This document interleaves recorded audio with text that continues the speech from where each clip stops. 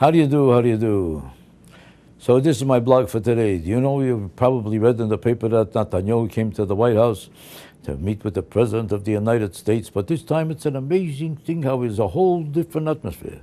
All of a sudden, the same President of the United States is meeting the same President, the same Prime Minister of Israel.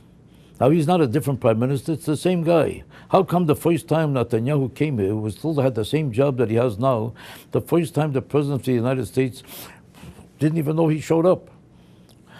You never heard of a prime minister of a major ally, which everybody recognizes as Israel, one of the major and most dependable allies we have. That a dependable ally is greeted with all kinds of fancy kind of presentations, trumpets and parties and dances and songs and people come with gowns and tuxedos and you see all kinds of dinners and banquets. It's a whole celebration. It's like 15 bar mitzvahs rolled into one. But somehow when Netanyahu came here the first time a few months ago, the story was hardly mentionable. Netanyahu was like an embarrassment. He came here as though he was sneaking in through a window. So a burglar gets more attention than he got coming into the White House. He wasn't even noticed, and they said he was coming to talk to the president, but that doesn't mean the president is going to talk to him. And you didn't see that somehow the president wanted to see him, but he wasn't exactly available. He had to see him the next day, and you didn't know what time, and then he had to come early in the morning before breakfast because they had no food for him. Instead of a fancy banquet, he wasn't even available for lunch. It was too much money to spend on him even for a lunch. Breakfast was also not available. Maybe a donut and a cup of coffee. Maybe they would bring it in from Starbucks. Even that's too fancy. It had to probably come from Dunkin' Donuts.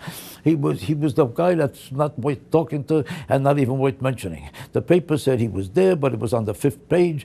The president said he might have been there, but they don't remember it. And all of a sudden, they had a definite appointment, except for the fact that the president couldn't remember what time it was. Do you remember? Do you remember that the president somehow made an appointment with him and suddenly wasn't available to actually see him?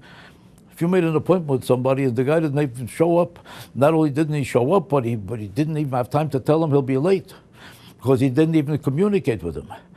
And he didn't even show up at all, and he wasn't there, and Netanyahu sat in the hallway and he didn't know when to leave because he didn't know what time it is because they didn't have a watch for him. They didn't even have a clock on the wall. And he wound up sitting there waiting for the president to show up, and the president never saw him. I never saw him, and he waited for an hour, 2, 3, and then somebody said to him, "Mister, you're making a fool out of yourself. The president left already a few hours ago. There's nobody here. They're closing the place. Do you want to wait here till they close, or do you want to hang around with the janitor, or do you want to wait to see if you can get your car out because they're closing the garage?" So they had to whisk him out. Nobody saw him and nobody heard from him, and that was the end of the meeting. The meeting never existed, and Netanyahu was treated as though he was a man without a country. A homeless man walking off the street would get more attention. At least somebody would say hello to him and give him a couple of dollars to get rid of him. Netanyahu got no attention and no notice from anybody. Somebody would think that he was in the wrong place at the wrong time by mistake and that he didn't belong in this country. He was lucky they let him get out because somebody would think they probably would send him to a concentration camp in Germany. This is the way he was treated. All of a sudden today, only a few months later, wow, trumpets were flying. Did you hear what happened with the new visit, which was a few days ago? What a fantastic thing happened a few days ago with the new visit. He became, all of a sudden, you would think he was a prime minister of a whole different country. You think that instead of Israel, he suddenly became the prime minister of Belgium or Israel or Germany or some other country. Which country did he come from? It's the same country and the same guy. But you would never know he was the same man. What way did that Netanyahu change from that time to now to suddenly deserve a whole new kind of attention? Now, all of a sudden, it was banquets and dinners, and the president said, "This is our greatest ally." He was a person he never saw before. If he was our greatest ally now, how come he was not the same ally a few months ago? What did he do to suddenly become such a great ally that he didn't even know about a few months ago? He never saw his name in the paper. He didn't know it was the same person. What changed about Netanyahu since then that suddenly became such a celebrity? I'll tell you what happened. What happened is it's getting closer to the November, and we need every vote we can get.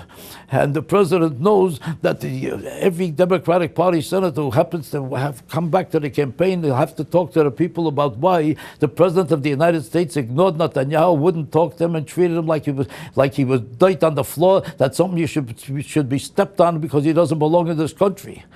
And all of a sudden, the president knew he was in trouble with his constituents and with the election and with the campaign. And he knew every Democratic Party senator and every party congressman who has to answer to his constituents and his people back home wouldn't know what to say when they asked him about Israel. And they'd be too embarrassed to answer a question. And they would be so embarrassed that there was, every time they had to face a Jew or a Jewish voter, they had no answer for him. And they were frightened and nervous. And they knew votes were going to get lost by the thousands all over the country from anybody who has any decency, who knows Israel should be respected because they're a great ally of this country, and they always were, and they always will be. And no president ever treated Israel like that ever before.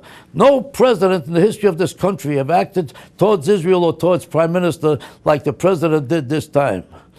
And he was so embarrassed that he knew he can't get away with it, and his election is in danger because he's losing a whole element of the population. And he said to himself, let me put on a whole new charade and put on a whole new fake act. And all of a sudden transformed himself into a new person, and he acted towards Netanyahu like he never heard of him before. What a fake act this is now, to make up for the fraudulent behavior that he had before.